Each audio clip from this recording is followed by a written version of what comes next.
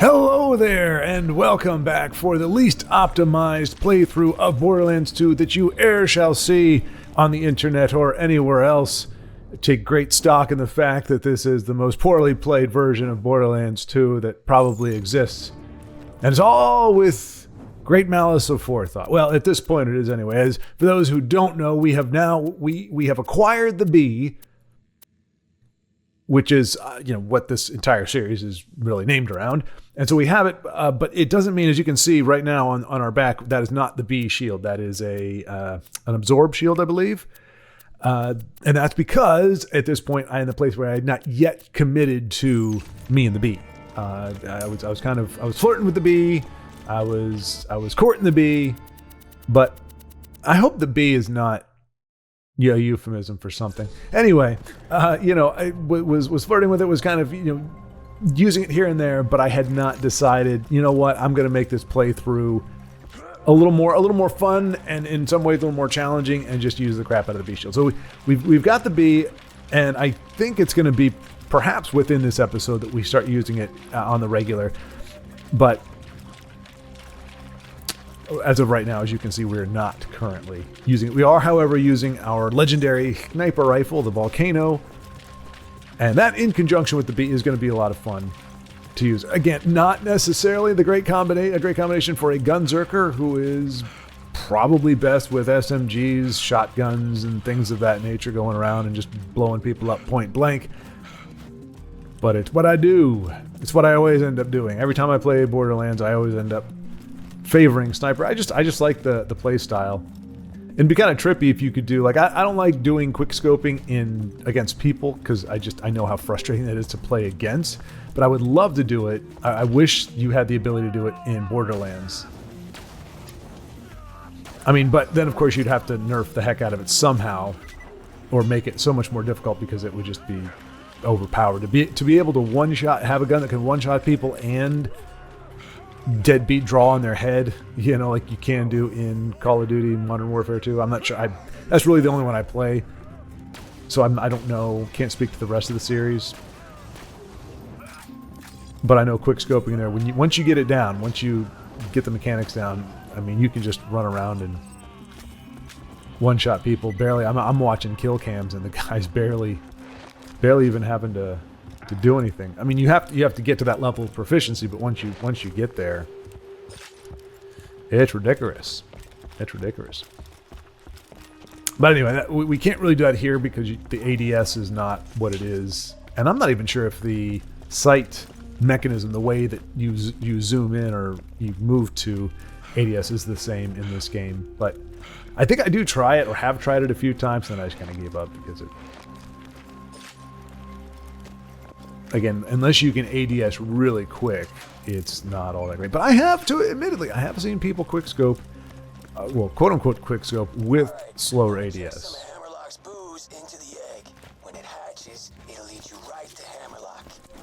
So yeah, for those who don't know, this is not within the confines of the actual game.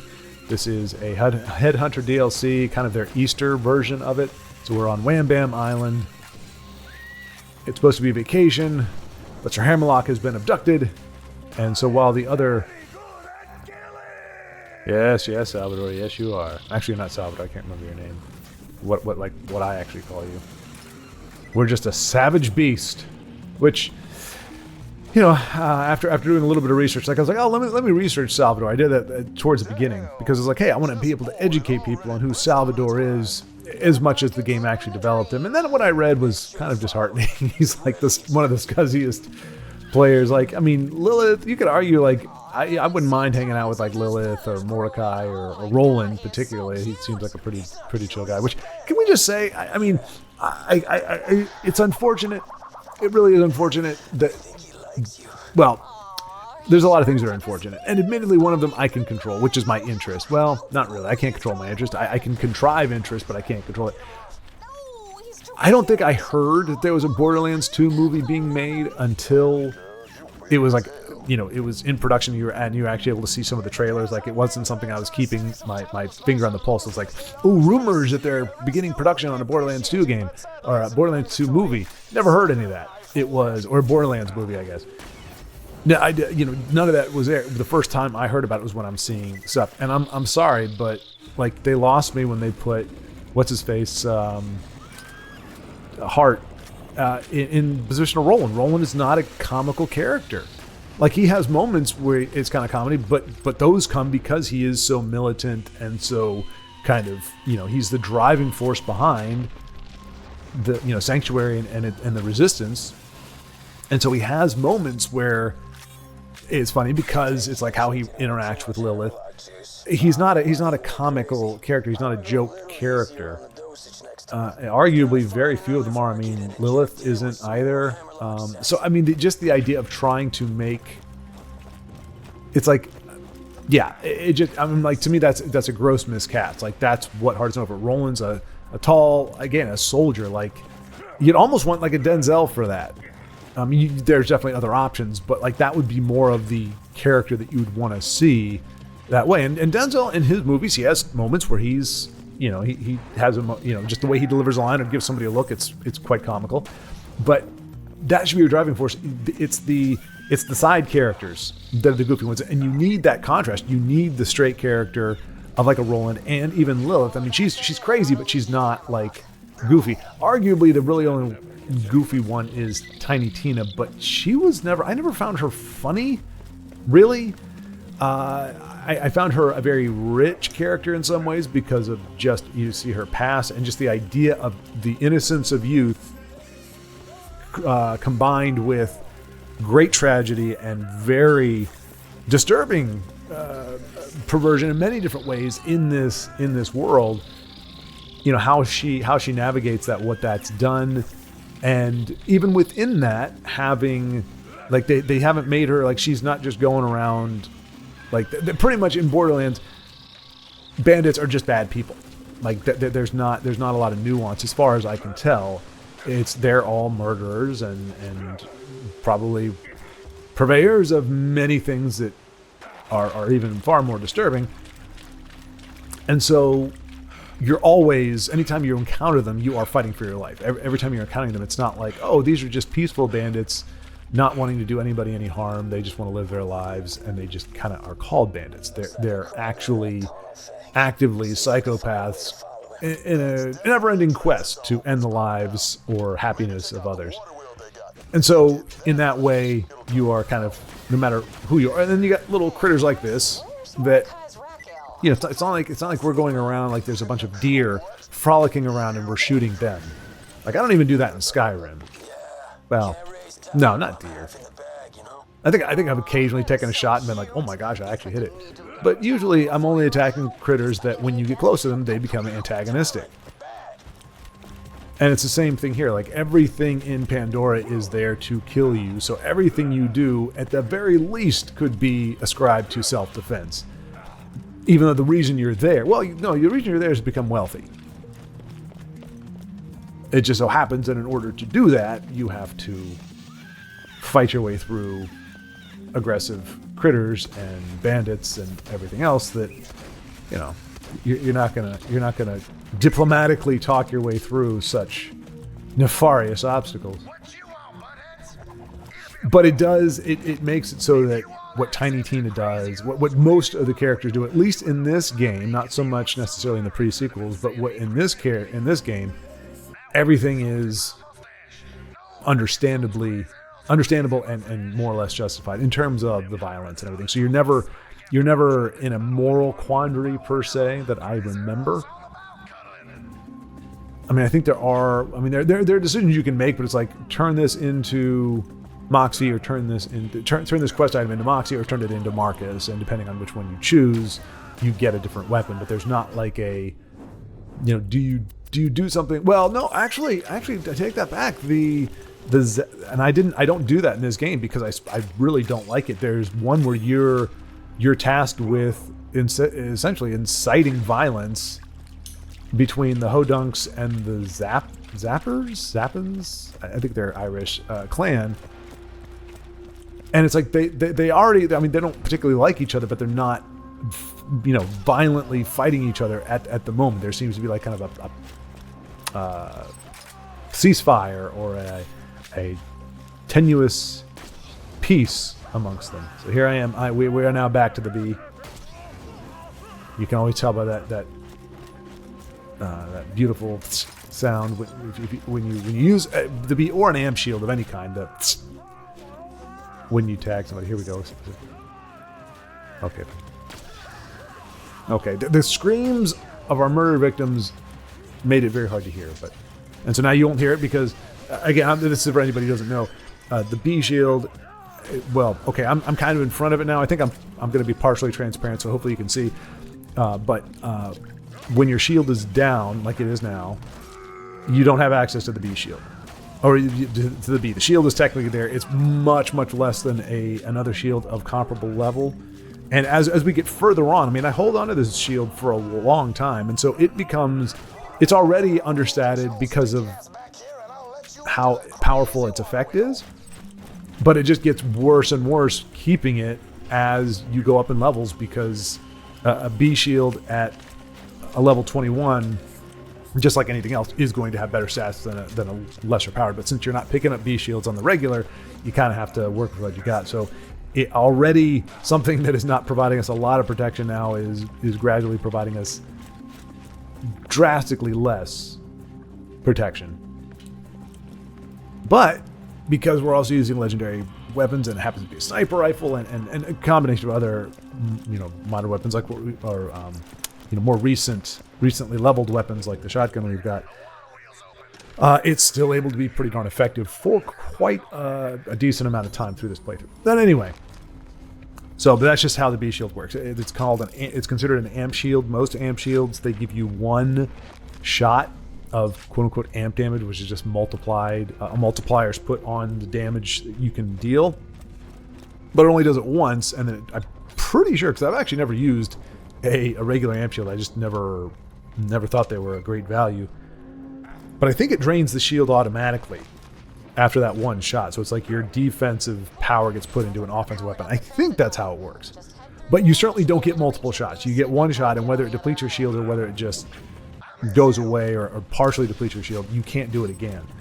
What makes the bee unique is that as long as that shield is up and full, your shots always have amplified damage. But that does also mean that in a game where really cover fire isn't really a thing like it is in something like Gears of War or some other games, you're going to be taking damage a lot, which means you're not getting that amplified shot. So you really kind of have to tweak your playstyle and just be ready to get wrecked and try to compensate or find ways to keep that distance between yourself and the other critters. And I seem to have been paused here. I don't have a note that says okay, this is not that episode. All right, interesting. So I may have stepped away to use the restroom or for any number of reasons. This is not pausing for dramatic effect. Okay, yeah, good. Glad I got it straight. And yes, as a reminder for anybody, if this is your first episode, there are this is number 10, I believe, out of a total of 25. But I am hands-free. This is not a live playthrough, mostly because, as pitiful as it may sound, commentary like this, which you may be saying, what commentary? It's nothing special, or hey, talk about the game, fool. But regardless, I would not be doing this and also playing at the level that you are seeing here. Not that I'm badass by any stretch, but I am playing better, or I did play better, not having to do commentary at the same time, and my commentary is much better and more focused, as amazing as that may be, by not having to play the game at the same time. There are some people who are fantastic at multitasking, but even a lot of high-end streamers that get a lot of folks watching, their commentary in the heat of battle when they're actually doing stuff is especially. Like there's a guy, shout out Maximilian Dude. He's a really cool guy who does like fighting game. He does fighting game commentary, but he also did sketches, like really creative and really just kind of went into it. You can just tell he loves what he does, and fortunately, he's done really well. I mean, he was doing pretty good when I found his channel several years ago, but since then, he's just gained more traction. I think he's pretty sure he's connected to, like, he's worked on some of the games or been consulted on some of them. And so he's just completely immersed in it. But, in a fighting game, things are far more even intense than this, because you've got perfect inputs you've got to do, and you're especially like a Marvel vs. Capcom 2 or 3, where you've got possibly 3 characters that you're switching betweens and specials and all this kind of stuff. Anyway, when he's playing, you're usually getting an oh gosh, and then you see him, he's like wide-eyed and just really focused, which is fine. I mean, I'd be doing the same thing. I just wouldn't be having the same results. But because he's good, and because the rest of the channel has a lot of great content to it, people watch it. But my point being, the commentary itself isn't necessarily anything special, because it's requiring a lot of focus and concentration just to be able to play at a high level. And so even though I can't give you high-level gameplay necessarily, just because of my own limitations as a player, as a gamer, I want to make sure that the commentary at least has the potential to be somewhat satisfying. And I've watched others than him who I would say, if you're playing a game that's less action oriented, I use him as an example because I don't think anybody can play a fighting game, be in the throes of this fierce, high energy, high speed battle, and say much more than oh gosh, oh geez, okay, come on, oh that's bullcrap. That's what you're gonna get, because it's about the game. And unfortunately, in that moment, that's really all you can say about the game is, oh gosh. But even side scrollers, anything more act oriented, even something like Borderlands, in a moment like this, you might get some better commentary. But see, that seemed impressive because of how big the critter is. But you see, we're only getting 5 XP for this. It means we're way over leveled for this. So we'd be one-shotting most of these things even without the bee. It doesn't become impressive until you're one-shotting things and you're getting 180 to 250 XP off of it, and you're going, okay, these things would probably be taking a lot more damage. It still doesn't stop me from flexing on them. But yeah, I think Borderlands, it works if you have quote-unquote straight character. If you have your, just like in a comedy, you have to have your, Jerry Lewis had, I can't remember the guy's name now, Dean Martin, I think. I could be getting that way off. But he was just as important to Jerry Lewis's success as Jerry Lewis. Like, it was a team. And while Jerry Lewis seemed to have more of the, I would say, just off the cuff, I would say it would probably be harder to replace a Jerry Lewis versus a Dean Martin. But you have to have a really good foil for that zany, crazy character in order for that zany, crazy character to function. If all you have are zany, crazy characters, the narrative is going to struggle, and you're going to have a difficult time. It's going to get old. The shtick is going to get very old. They need to play off of each other. There's a balance to it. So to make a character like Roland, who is just no question supposed to be your quintessential soldier and leader, and turn him into have him played by a comedian who, it just makes no sense. Even you could say, well, Kevin Hart could play, a more serious character. You don't hire somebody like Kevin Hart for that, and for that kind of role, especially when there are plenty of other great actors that could have done it. Now, maybe you could say nobody else wanted to do it. Find that doubtful, but it is, I guess, possible. But that off the jump just made me go, I'm not interested in watching this, because if I'm going to watch a movie about this world, I need for the story itself and the characters to be more than even what they are in the game. And if it's just going to be a slapstick fest or just a comedy thing where it's like everything is just kind of jokes, that's not what makes the game work, and it's really not what I'm interested in. I think I'm not going to say, especially after Borderlands 3, the little bit that I've heard about it and the little bit that I've experienced, was not impressed with it. The lore and the backgrounds established in the first 2 games, and to a large degree, I would say even the pre-sequels, I found interesting, and I found the idea of exploring that fascinating. And I remember because I think, I don't know that the company outright said it, but I thought they were like, hey, we're looking for people with ideas, how to flesh out more of this, like the siren element of the story, and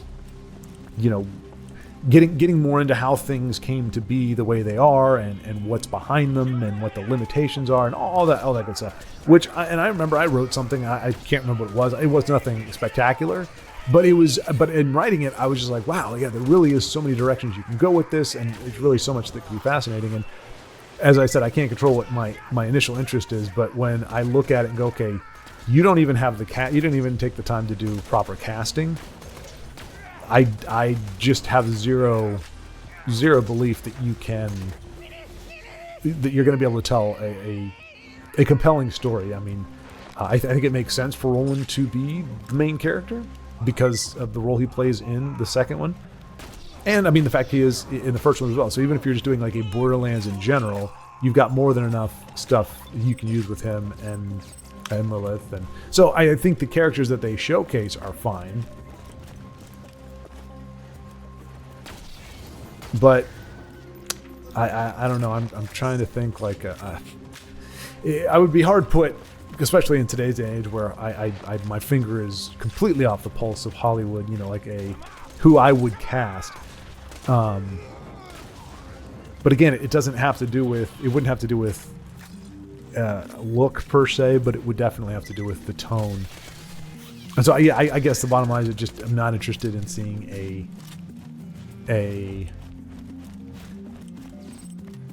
I don't know. I mean, the game is based on like a Mad Max type universe, and while I'm not necessarily a huge fan of the post-apocalyptic, That looks like a big one. Inject that egg with Hammerlock scent, and the market should lead you right to our mustachioed friend. and it is, admittedly, it's very difficult. You're up against a difficult thing because I like the voice actors for all of and pretty much all these roles. Again, Tiny Tina, I feel like she tries. There's an attempt to make her funny, and I'm not, that kind of humor doesn't really work for me. Torg, for whatever reason, does. His kind of, the way they wrote him, like I actually have laughed out loud. Handsome Jack, I thought was humorous and amusing, even if it wasn't a lot of laugh out loud moments. Even he's a sick psychopathic villain, for crying out loud, but still very amusing. And there's an argument that would say, well, you don't want a movie that literally just rehashes Borderlands 2, because it's not like an 8-bit game where you're really having to imagine most everything that's happening, and the story is mostly text, and so these characters don't even really have a voice yet. We've got visuals, even if they aren't real human beings. We've got visuals for what the characters look like. We've got very good voice acting that gives them these great personalities. And the story is pretty fleshed out. So trying to make a movie based on that, or involving a lot of that, would be a challenge, just because you're kind of having to retell it just with a little bit more detail. And I do think, I mean, if you had unlimited resources and you just knew people were going to buy something, so you didn't have to worry about whether it would sell or not, I would be interested in a Borderlands 2 playthrough movie, meaning you go through the major plot points of Borderlands 2 with making it a movie. So obviously, when you go to fight a character, or they go to fight Flint, is that his name? The guy we fought at the beginning, one of the first bad guys. Obviously they're not going to lose the way we might if we're playing the game. It would be a boss battle. It would be something just like in a regular movie. It's like, oh, we've got to take out this bad guy. So I would enjoy seeing that and have it maybe do more exploration in terms of getting the quest and hey, maybe you didn't know you could do this in the game, but these characters go to get this. They one of them acquires the Bane, the SMG that just laughs every time you fire it. Kind of drives you crazy. I don't know. I just think there's a lot of cool stuff, and that's the same for a lot of video games, where I would like to see a cinematic revisioned, where it keeps all the plot points and everything, but you get to see it in a different style and format. I would like to see that for a lot of games. But, I mean, that's a huge expense. And arguably, people like me that would want to see something like that are probably not enough to make it financially viable. So I wouldn't want or expect them to put that in. So here we are, and I mean, you can see Cromrex. I mean, we're 21, he's 18, so it is definitely not a fair fight in that regard. And even with that advantage, we've got our shield is depleted now, so we're not really doing a significant amount of damage. I remember this guy being a pain in the butt when pretty much every time I play him. Dandy Volcano, that's what we've got. That's the variation we have. So yeah, I'm just looking for. It was like now I'm switching back. Now I'm not going to do that later in the playthrough, but when I realize I'm in a fight where I'm probably not going to be able to keep my shield recharged because, he's in my face. I've got. I think I had a few fastballs. I think. Here we are, keeping ourselves alive. But yeah, between that and then all the critters that spawn around there, like the idea, trying to keep the bee shield amped up to make use of it wasn't gonna happen, and that's me realizing essentially that my Gunzerking has run out.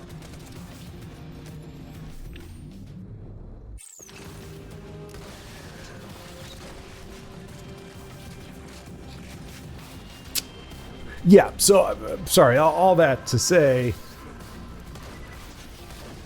a movie about a video game is going, even if it's a really well, even if the video game is very well done, you're gonna be hard put to make it what do you call that? Not justified. Well, justified partially, but worthwhile. And for whatever reason, we've seen, I mean, the Mario movie, we know why, at least from my perspective, it was a relatively shallow, unremarkable project. It certainly had it had a better visual presentation than the original Mario movie back in the 80s. But it was a pretty hollow experience. Far hollower than it needed to be. I mean, you've got movies like Megamind and Despicable Me and like Puss in Boots that are animated, same length, and have a heck of a lot more heart and a heck of a lot more meat, but they're also not trying to. They don't have certain criteria that don't benefit the story that they're actually trying to apply to the story that come at the expense of character development and meaningful plot points. Anyway. But video game movies in general, I mean, and some people like the Resident Evil movies. From what I can tell, they seem to have very little in common with like the Resident Evil games, especially the ones that are more of the horror genre. But I've never been a big fan of Resident Evil. In that I would be able to say, well, this feels like Resident Evil. This feels really good, or no, this isn't very Resident Evil-like. But people seem to enjoy them well enough, and really, even if it's a wild divergence from what the source material is, if it still resonates with its audience, then I guess great. But yeah, I just don't understand the casting decision. I mean, I'm all about giving comedic actors, like Jim Carrey in Eternal Sunshine of the Spotless Mind. He'd done nothing really but just goofy, over-the-top characters up to that point. I think he did Man on the Moon before that, which, even though the character he was playing was zany, his characterization wasn't necessarily. It showed a little more chops, a little more dramatic capability. But Eternal Sunshine he did a great job in. You do still wonder, okay, was there somebody else that would have, like, what was it about that role that what Jim Carrey's talents were? It was like, okay, we need a guy who's like completely serious, but he has these moments where he's really zany and quirky. I don't remember those in the movie. I think he pretty much is just a straight up character that really doesn't make any use of Jim Carrey's talent. So I find that a little peculiar, but not bad or wrong, and he does do a good job. So in theory, despite not really embodying the tall, stoic, military vibe of Roland, you could say that Kevin Hart has the potential to play a serious character, but I would say it only really makes sense to do that if there's an aspect of Roland that Kevin Hart is uniquely qualified to bring about. Otherwise, you would have been better off with any of the other. I mean, now again, I'm not saying that any of the other actors would, but what's his name? I was going to say Jordan Peterson, but who am I thinking of? The guy who's in Creed and he was Warmonger. Wow, I cannot believe I'm blanking on his name, but like, I do, just in terms of demeanor and in terms of what I've seen other roles in, I think Denzel would have been. Now he's older. He's much older at this point. But maybe his son, I haven't seen his son, but maybe his son would be if he takes after his father like that. I mean, Idris Elba, again, a little bit older. A lot of these guys, they're probably got 10 or 20 years on Roland as a character. Roland's in his 30 to 40s, maybe, which Kevin Hart may well be. So he might have that part of it nailed down, but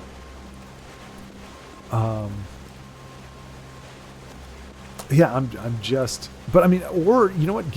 Make it like a Star Wars thing. Like, when by Star Wars I mean what the original Star Wars did. And even I will say that is the one thing I did like about the sequels. Yes, there is something I like about the sequels. At least The Force Awakens and the original trilogy. Not so much the prequels. I don't think they did as good of a job of it, but they did do it, which is to bring in unknown actors in the lead roles, or largely unknown. I mean, Carrie Fisher, daughter of Debbie Reynolds, she'd been in some things. She had probably a little bit more name than the other two actors. Harrison Ford had been in American Graffiti with George Lucas, and there was one other one where he had even a smaller role, I think, that was a big deal. Mark Hamill, again, they'd all done stuff. They weren't completely unknowns, similar to like Daisy Ridley, I think that's her name, and Kylo Ren's guy. Can't remember him either. But the tradition of kind of bringing non-stars into lead roles, I thought was really, really good, and it does allow you, possibly to the detriment of the actor's career. I mean, for every Mark Hamill, who really never seemed to be able to break out of Luke Skywalker for a good chunk of his career, he did get some stuff. I think it was Guyver. He did the Starwing Commander, but I think that was a video game. Like, it wasn't until he started doing voice work that he really made a name for himself beyond Luke Skywalker. But then for him, you have Harrison Ford, who had a very prolific career, as a way of saying, despite the fact that he was not only Han Solo but Indiana Jones. And you could argue that because he was able to snag a second iconic role, that it made it impossible to just see him as Han Solo, because almost in parallel, I can't remember when Raiders came out. I think it was the early 80s, maybe 82, 83. Well, was it really that late? Because if it wasn't 1980, because that's when Empire came out. That's not when it was shot. So I can't remember. You know what? Let's look at this. I'm sorry to do this. Actually, it doesn't. It's not going to change the. Oops. Oh no. Let's not cover gameplay. What do we call it?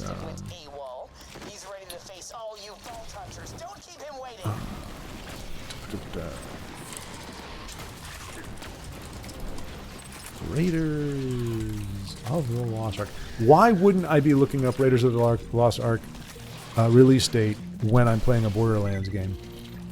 1981. Okay, yep. So pretty much my point stands. That's. I can't say that's what I was hoping to see, but that is indeed what I was hoping to see. So right as you've already got Star Wars has been that popular for 3 years, obviously since '77.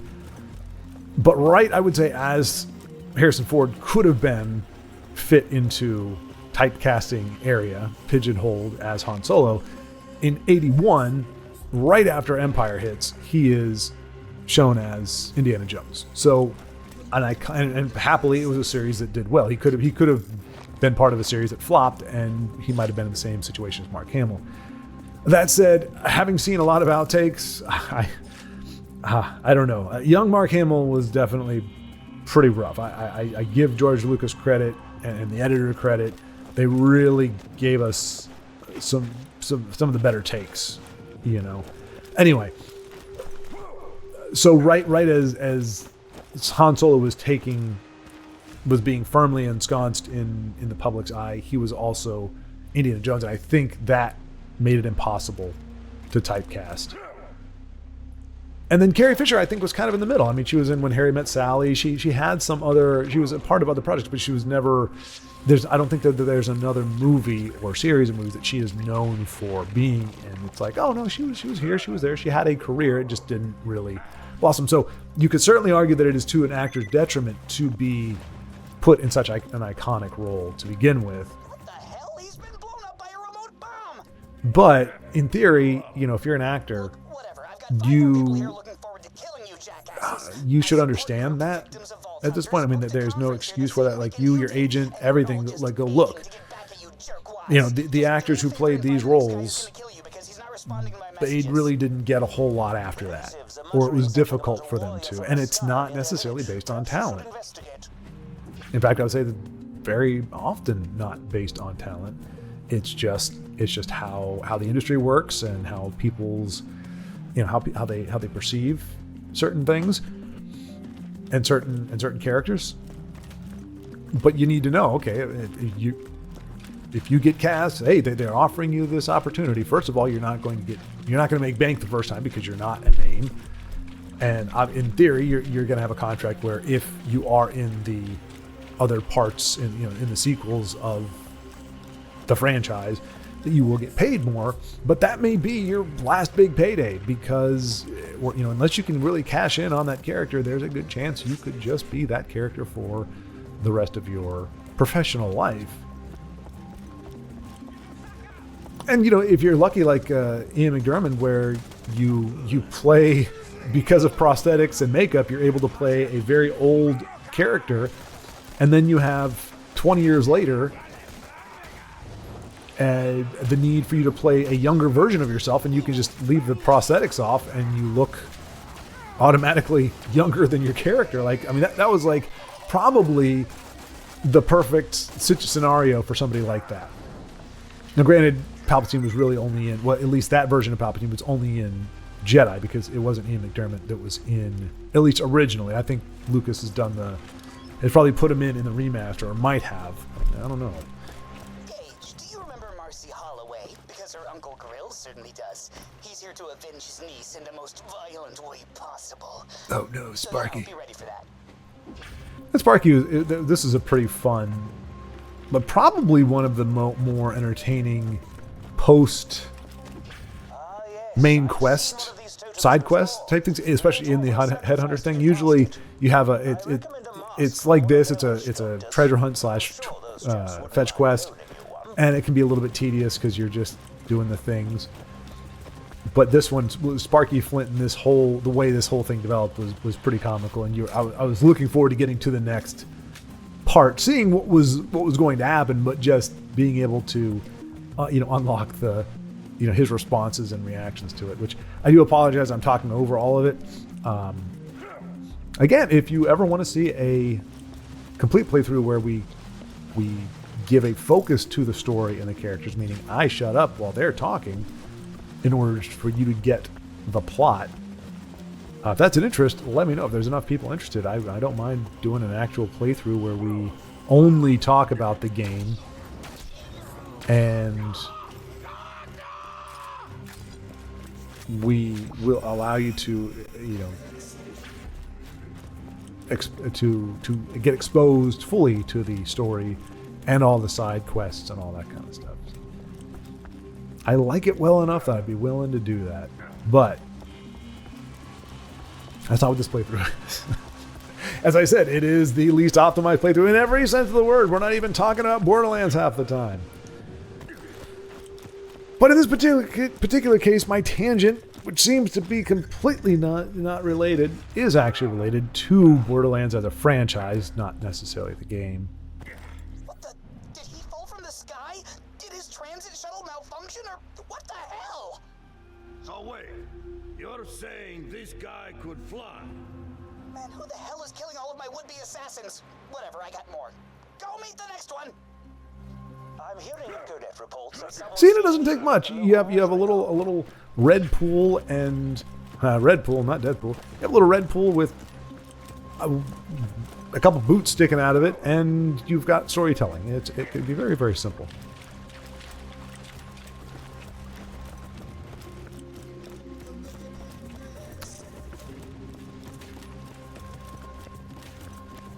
Music's not bad for this one either.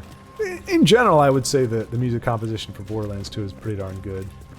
It does have some moments, and it is overall, which I guess is typical of a game like this. Maybe, this isn't wholly unlike Skyrim in several. It's got the RPG factor and everything. Obviously, it's not as lore and character centric, or it's not as rich in that regard. But in terms of the type of music, and I would say that Skyrim definitely has better, what do we call them? Full pieces. Like there's more looping in Borderlands music. You're getting about 20, maybe 30 seconds of the song, and then it just kind of loops on itself. Which is really, it's all you need for a game like this. But it does, because it's not like you can just sit there and listen to the song, to song from Borderlands. Even if you like it, after you pretty much just have to loop it a bunch of times to get a 3-minute track out of it. At least that's my perception. Maybe not. Maybe if I were to actually buy the soundtrack, it would be a 4-minute track, and it would be a legitimate. These would be legitimate songs. But I remember one of the ones I like is from Captain Scarlet and her Pirate's Booty, which we will be playing on this playthrough at some point. There is a bit of... There's 2 soundtracks from there, which hopefully I'll remember to point out when we actually hear them. That I was like, I can kind of just listen to this, and I don't mind that it loops, but it is still a loop. It is still, okay, this is not really... not being taken through kind of a musical landscape. It's just kind of a basic loop of... I'm not trying to say a loop. A hook. It's like you got this kind of hook, this kind of cool, nifty sound, and it's just replicated over and over. Anyway.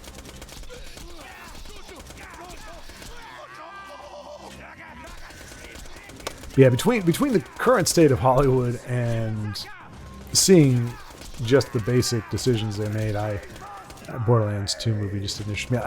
But it is something that kind of, it's fun. It's interesting to think about. Like if I could do it, what decisions would I make? What would I try to make Borderlands? And of course, that would be assuming that a studio would let me. But it's like, okay, here's full creative control. Here's your budget. What would you choose as elements from the story? Because it was the same thing, kind of. No, I didn't see this one either. But there wasn't a particular reason I didn't see it. I just didn't. Well, part of it was, let me tell you what I'm talking about, the Warcraft movie. Now, part of it is, I only ever really got into Warcraft 3. So, Warcraft 2, the original Warcraft, like all that stuff, it didn't really interest me. I never played the games. I was never drawn to them. Partially because they were pretty darn old. Even when I first got into Warcraft, it was already, the game itself was like 5 to 8 years old. So it was already a little bit dated itself, and then it just got, obviously the ones that came before it were far more dated. And so I liked the characters and the story in Warcraft 3. And similar to this one, I would have loved a Warcraft 3 trilogy where, you kind of, or even a duology where is that the right word? I don't know. Where you like the first movie is the good side, the elves and the pretty much the first game, and then the second one kind of picks up with the undead quests and runs them into the expansion, the Frozen Throne. But again, then you've already got even cinematics. You've got fully voiced over lines. Are people really going to want to see just a much more robust telling of that exact story? I don't know. I don't know that would have worked. But from what I could tell from the trailers, I didn't see any of those characters. I didn't see any elements really from Warcraft 3. And so I just wasn't interested in that. This might be telling a part of the story of Warcraft that I'm just not all that interested in, and characters that I just never really got into. But it was kind of the same concept. Okay, you've got all these stories. Which ones do you pick from? And you can't say, okay, well, I'd like to do this part from this game, and I want to do this part from this game, because you're talking about vastly different timelines, and you can't really pick and choose. So you go, okay, are we going to do something completely different? Are we going to do a prequel type thing so that we're going to explain how everything got to be the way it is at the start of... And because you could do that, I'm guessing Warcraft 2 does not literally butt up against Warcraft 3, where it doesn't just go from, okay, Warcraft 2 ended and now Warcraft 3 begins. There's probably several years or decades between the two. I think. I mean, just like there's definitely a movie's worth of content between Borderlands 1 and 2. And I'm trying to remember, I think the pre-sequel does. That's the timeline that the pre-sequel takes, but it doesn't necessarily cover all of that. But at the same time, then I'm like, but then I'm leaving unsatisfied because, Angel and that whole arc that's covered in Borderlands 2, we're not even going to get to see that. So I don't know. It's not an easy thing, folks. I will tell you, it would not be an easy thing to adapt a series like Borderlands into a movie in a way that keeps a lot of characters that people like from the games around. Like, okay, if you were to say we need to have Handsome Jack, like, because everybody likes that character, he's a great villain, we want Handsome Jack to be in the game. Okay, well, that kind of limits you a little bit. But I think Telltale did their own Borderlands game. Well, I know they did, I just haven't played it. And in theory, that's taking characters that don't exist in any of the actual first-person RPG games and putting them in the Borderlands universe to tell a different part of the story, but then also having them interact with characters that are from the games. So anyway, I'm not saying it would have been easy,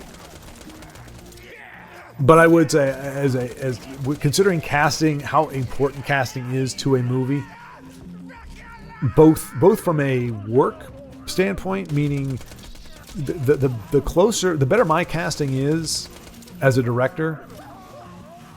I mean, and a lot of times, whether or not a director has say in the cast he or she has depends on a variety of factors. But in theory, you want your director to have at least some input, if not a good chunk of it, in the casting process. But as a director, if I can get an actor who embodies the role very succinctly, if I can get that overlap, to line up. I mean, maybe have a little bit of something like this where there's some edges sticking out, but ideally you want somebody who is, whether it's by virtue of their talent or just their natural way of being, that they are able to be that character. That means all I have to do is tweak. Like, they're already going in the right direction. All I need to do is in a particular scene go, okay, hey, give me a little bit more of this emotion, give me a little bit less of that. Like, you can refine it. You use a little bit of these sliders just to kind of to nudge the performance. You're not having to milk it out of them. You're not having to, okay, think of yourself in this situation, or okay, forget that. Just pretend that you're like, you don't have to cajole or caress the performance to try to get them to align with that character. So from a work standpoint, from a getting your job done standpoint, it behooves you to cast somebody who is as close to embodying the character vanilla, just right out of the gate, based on their own interpretation of the character to begin with, and their own personality. What? Who did That's what you want. so angry? Oh man! The last of the Chung clan and he got killed before he even showed up? Worst day ever! Speaking of Spoon Beyond the Grave, that's a power of the Gunzerker. Next guy.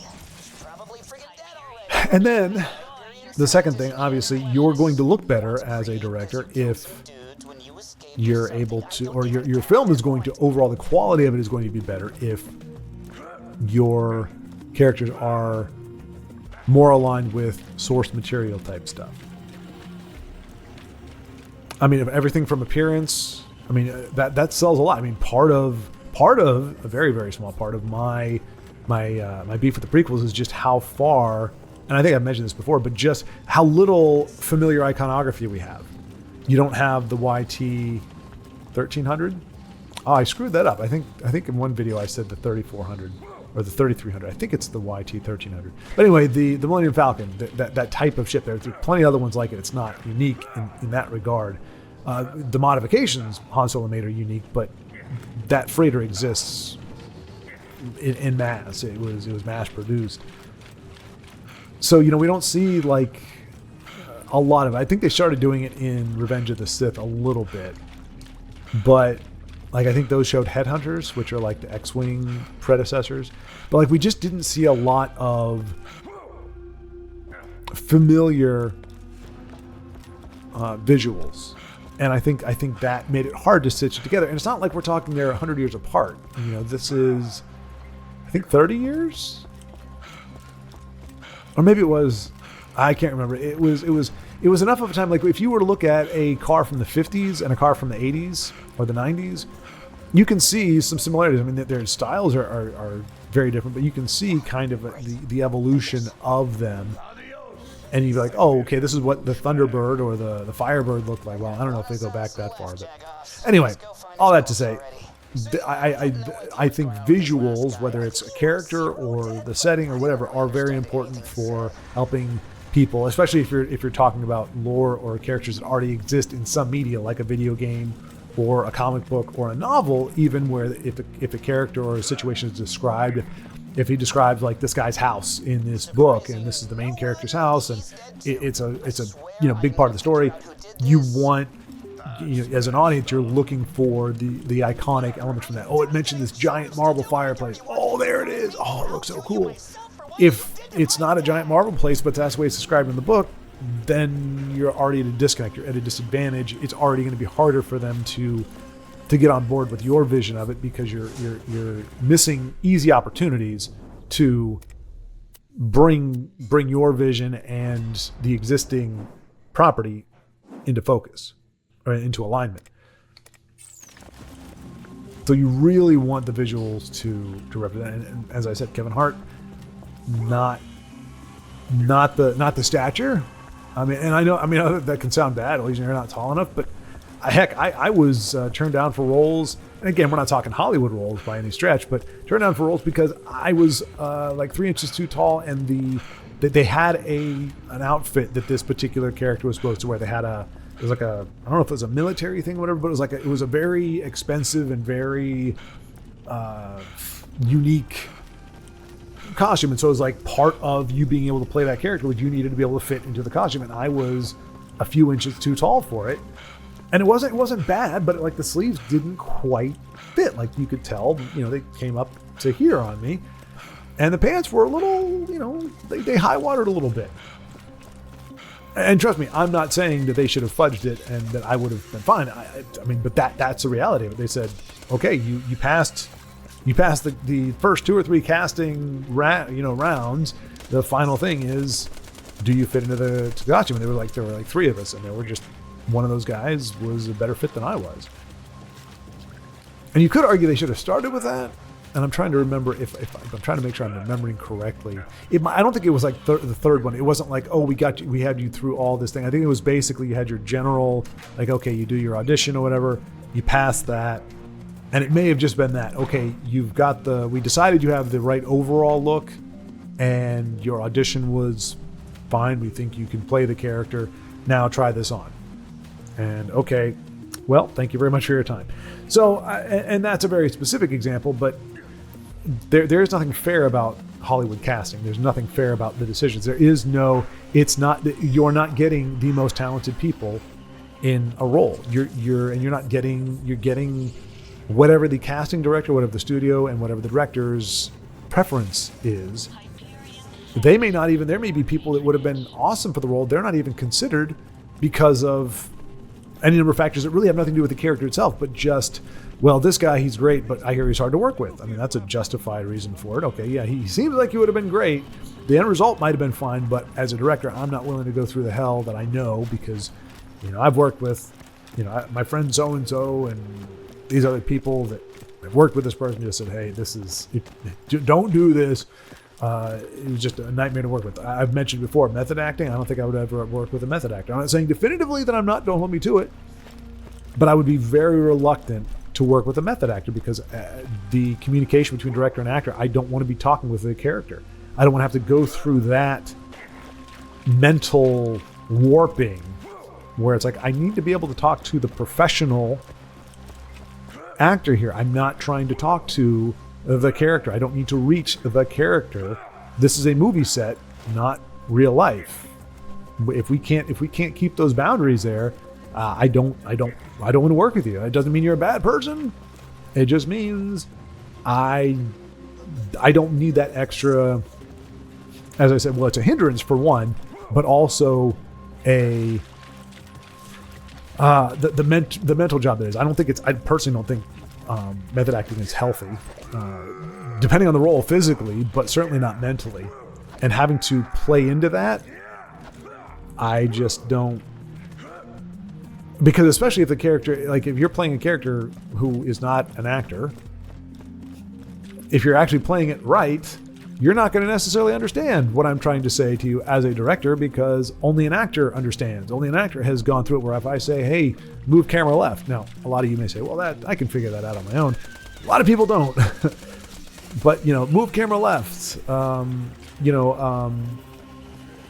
We're going to change your blocking and we need this to be a motivated cross. So we're going to have you pick up this, this cup over here and bring it around to the back. Again, this is not rocket science, but somebody who's not an actor, I'm talking to somebody who's playing a serial killer, none of that really should make sense if the actor is truly method acting. What are you talking about? I don't understand. Just tell me what I'm going to do. And I'm like, I did. And if I'm just talking to an actor, you've got it. You understand what I'm telling you. But now I'm having to get through this extra stupidity of you making believe while you're supposed to be doing a job. And again, obviously, Daniel Day-Lewis is a method actor. He gets a lot of work. Well, not a lot of work. I mean, he gets work. I think when he wants to work, he gets to work. There are directors that would froth at the mouth probably to work with Daniel Day-Lewis. I have no opinion of the guy as a human being, but as an actor, I wouldn't want to touch it. I think you can still get really great performances without having to put up with the method acting way of getting there. Anyway, so there are some legitimate reasons to cut out somebody who might have been talent-wise qualified for it, but you just don't want to work with them or whatever. And then there are some superficial ones. If somebody's like, hey, both these actors work for this role, but I just like the look of this guy. Like he just seems to have an edge, and it's this very subjective decision-making process. It's just, especially if it's, if you're not talking about, if both characters embody the role as it was written or as it's been shown in other media, and they have that down to a T, then it really does become subjective. You're not saying, well, this one has the height, or this one has the eye color, this one has the physicality. If all those are pretty much equal, then you're really just going, this one just gives off a certain vibe, there's a certain feel. It doesn't mean that they're wrong. It doesn't mean that there isn't a vibe given off, but that is still a subjective way, and somebody could look at that and go, I kind of think this other actor would have been better. But yeah, there are good reasons. Well, there are more objective reasons for not having certain actors be considered or chosen, and then there are some very subjective ones. And you never know, as an actor, you never really know which one it is. They don't, I mean, maybe if you have a great relationship with your agent and the agent has a great relationship with somebody, they may, with the casting director, they may be able to say, hey man, just so you know, the guy they chose, they did it because he's got X, Y, and Z going for him. You know, but usually you just don't know, you just didn't get the job. And you have no clue why. Oh, interesting. I totally forgot this was a thing in the game. Like I never found that until this playthrough. And apparently I'm supposed to have another syringe. I don't know that I come back to this, unfortunately. But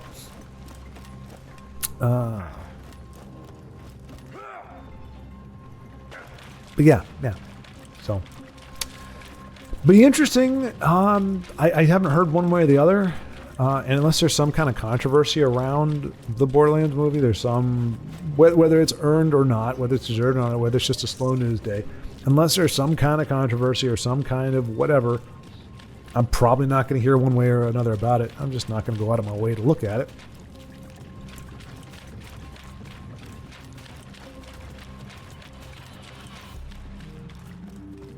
But I will put it this way, it would have to get very, very, very good word of mouth from Borderlands 2 fans that I know have similar tastes in movies and adaptations and things of that nature for me to give it a shot.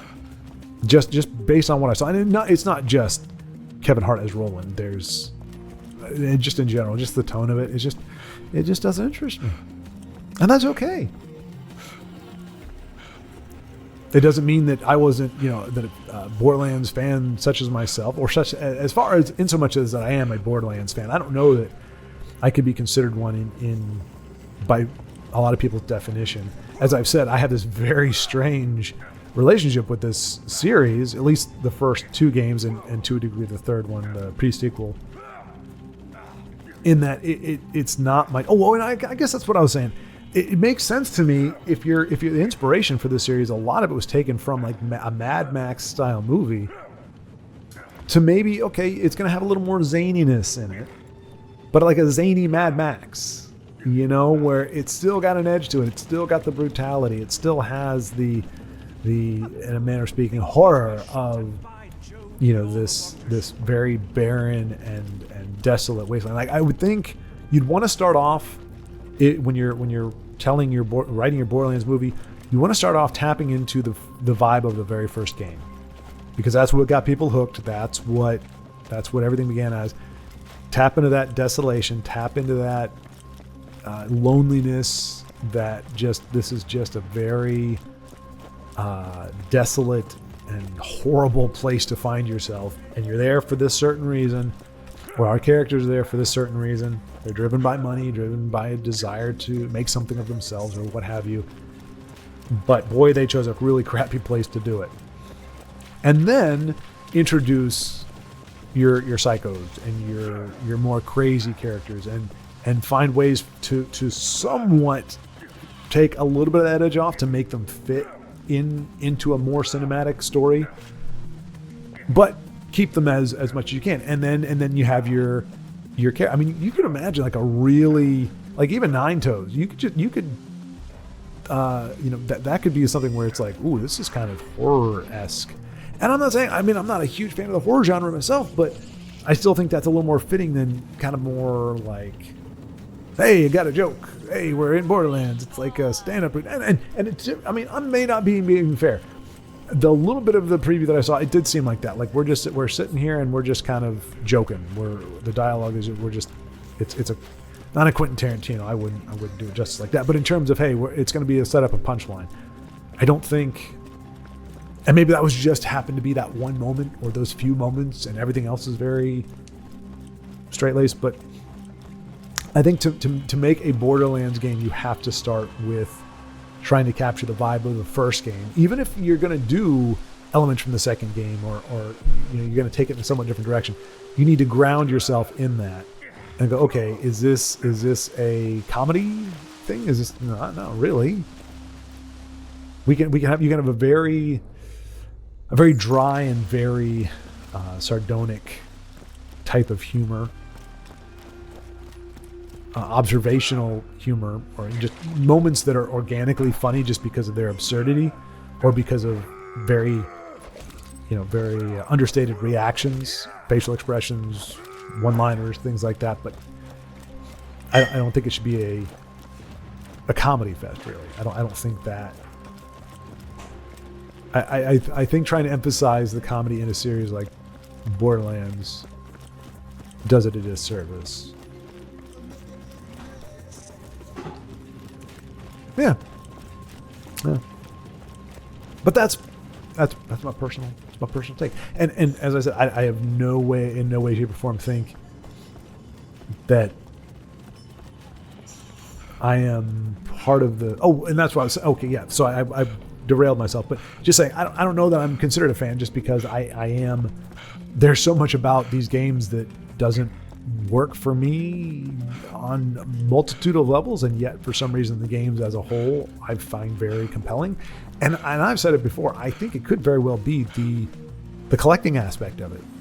You're trying to get better weapons, trying to get better shields, trying to get better whatever, trying to become stronger, the idea of progression. I mean, part of the reason why Call of Duty was so hard for me to get into, a friend of mine tried to get me to play it.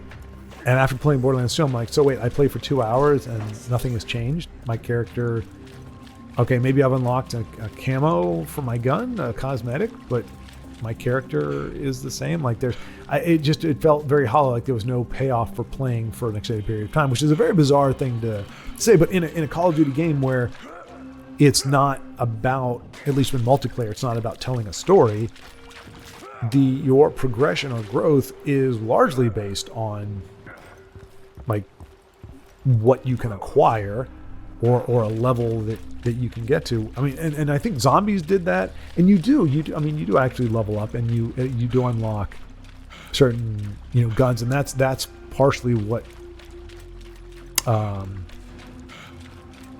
was it? I would say come for the camo and sight unlocks and stay for the multiplayer experience. I don't know. But I mean, that was part. A lot of my hours was just grinding through matches where it's like, okay, I don't necessarily need to win. I don't need to be the best. I just need to be able to get this amount of shots doing this particular thing to unlock this camo. And so it was goal oriented, I guess is the point. It became very goal oriented. And in a lot of ways, Borderlands is that way. Your goal is to level up. Your goal is to unlock more of your skill tree and to be able to do really cool things and figure out cool combinations of things you can do with having unlocked those different skills and those new levels, and finding new guns, finding new variations of even old guns that you're like, well, this is even better. I've said it before, the Unkempt Herald, there's like 25 versions of it, or maybe even more, and some of them are awesome, and some of them are like, okay, I got a sight, yay. But you got some that are what they call a double, I can't remember the name for it, but it's essentially already the amount of, like, the Unkempt Herald already shoots several projectiles, but there's a version of it where it's like a double barrel where you actually have double the projectiles, and that is crazy. And so trying to be able to farm for that or get that, it's acquisition and growth to a degree within the game that is compelling. Because in a game like Mario Brothers, a side-scrolling game, it's completion of the story. You're not just playing the levels just to play the levels necessarily. You're playing it to either do those levels faster or to complete the actual narrative such that it is in a game like that. So I am very aware, like if there was another FPS RPG, was an asshole, but that doesn't mean you had to kill him. Now die.